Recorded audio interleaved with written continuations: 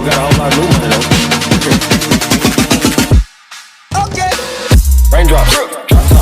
What is up, Team Colossus? We're back at you again with the how-to series. We're going to be doing a common exercise, the leg press. I'm sure a lot of you think you know how to do it, but I promise you, you will learn something new from this video. There'll be some great takeaways, so be sure to smash that like button. Let's dive into it.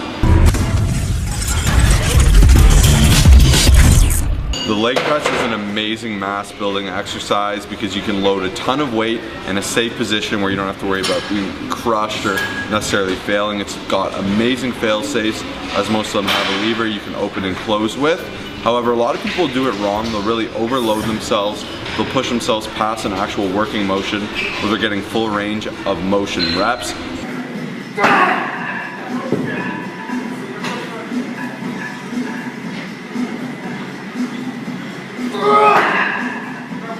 You'll find that a lot of people are quarter repping or half repping at most. And we want to show you how to do this leg press exercise properly. I'd say I use a lot less weight than most people do, but I find I get phenomenal results for my legs. Mistake number one is range of motion. This might seem obvious, but we're going to show you some cool ways where you can actually get a better range of motion. So one issue I commonly find are people hunching forward, boxing themselves with their elbows towards their knees, and that's really inhibiting how low your legs can go. Within that, if you're leaning forward, you're once again kind of taking away from that. You're curving your spine, you're taking it out of this strong loaded position. So what I like to do is, you can see me doing here, I'll load my spine, I'll actually put my hands behind my head, and I find this opens up my chest and leads me back to focus on using the driving force from my legs. So now you can see I can lower it to the correct range of motion for me, which is a full contraction of the hamstring. You'll really feel it pushed in and balled up, not to where my lower back is lifting off the bench, but to where it's completely compressed. Past that, you're going to extend forward. And as you guys can see here, I'm going to show you the differences between locking the knees and not locking the knees. If you're using a lot of weight, you want to make sure you are not locking your knees. Full range of motion does not entail locking your knees. However, it does entail a good lockout with a good contraction.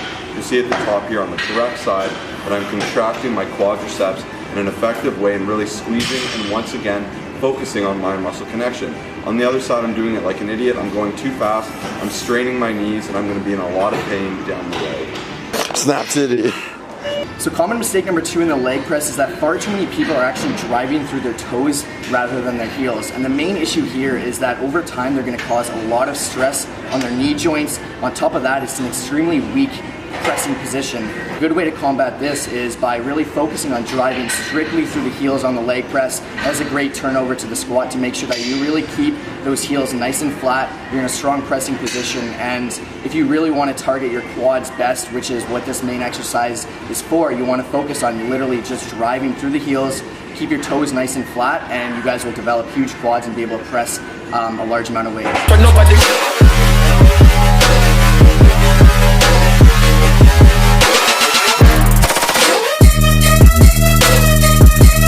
Mistake number three is improper foot positioning. There's several ways to have improper foot positioning. The first and the most common mistake I see is people that keep their feet straight. Some would argue that this is okay, but in my opinion, the safer bet is to have some ducking of the feet. It'll look like this, as you can see on the screen now. That ducking will open your hips ever so slightly, keep your knees angled outward and prevent that knee buckling pain that can arise from straight legs. This is also more practical to replicate a squat, whether you are high bar or low bar, and that's something that you want to have a consistency of through and through. Same with that driving motion that Kyle just mentioned, driving through the heels. It's a lot easier to do when your feet are in a more natural position. If you jump, you'll notice that you don't jump with your feet completely straight. You'll have some bend. That's a natural way, that little arching of the feet. Past that, some people put their feet way too high up, and it'll cause your butt to lift up, your spine to curl out, and that's something you want to avoid. They'll have it way too low, and this once again creates your pressing motion to be very awkward and non-natural. By positioning it in about a normal, you have to play with it to see what's right for you. For me, I'm a little bit higher than mid. I find that this is where I get the safest and most full range of motion, whereas some people will be a bit lower or higher. You have to play around with it and see what feels the most natural. Okay guys, so when executing a proper leg press, number one thing I like to do is I like to take this little thing, push it all the way back. We've already got it set up, but the reason I do this is because it allows me to open up more, get a full range of motion. But If you're a smaller person, I'd recommend kind of lifting it up a tiny bit more. And next thing we're gonna do is actually we're gonna focus on this little thing right here. Far too many people have it set up right to this top notch. This is gonna restrict your range of motion.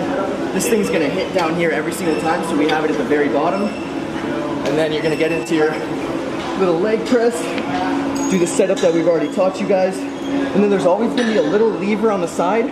Some of them you have to make sure to let go and push out. This one does it automatically. You set up, retract your scapula, get your rhomboids nice and tight, and then lift.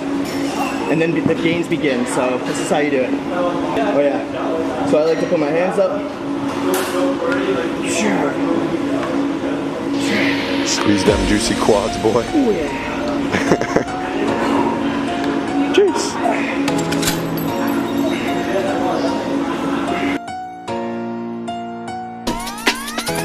Variation number 1, we're kicking it off with the narrow stance leg press. Now there's actually a common belief that keeping the feet together works the outer sweep, also known as the vastus lateralis. Unfortunately, to my knowledge, there is no scientific proof backing it up, but I assure you, you'll get a crazy quad pump. And this exercise is just fantastic to substitute in if you would like to try it out. I'd love to hear what you think. Moving on to some slow negatives. Here you're going to be working on the time under tension and really focusing on getting a 3-second descent while doing this exercise. You want to make sure you're driving harder to the bottom. Don't worry about the concentric tempo, just drive the weight up with force. And you want to make sure you're not locking out and stopping just short of lockout, just like any other leg press you're going to be doing. Moving on to the single leg press. So chances are you may have an imbalance between your left and right sides, where one side is bigger or stronger than the other, and this is actually very common with a lot of lifters. But by doing single limb exercises such as the single leg press, you're going to be forcing each side to perform an equal workload, and this is going to help you develop balance and proportion between the left and right legs. We highly recommend you adding these into your routine and trying them out. Okay guys, we hope you learned something on the leg press today. If you enjoyed it, make sure to smash that like button, share it with a friend who does it improperly or wants to learn. Make sure to subscribe to our channel, and we'll see you in the next video. Peace out.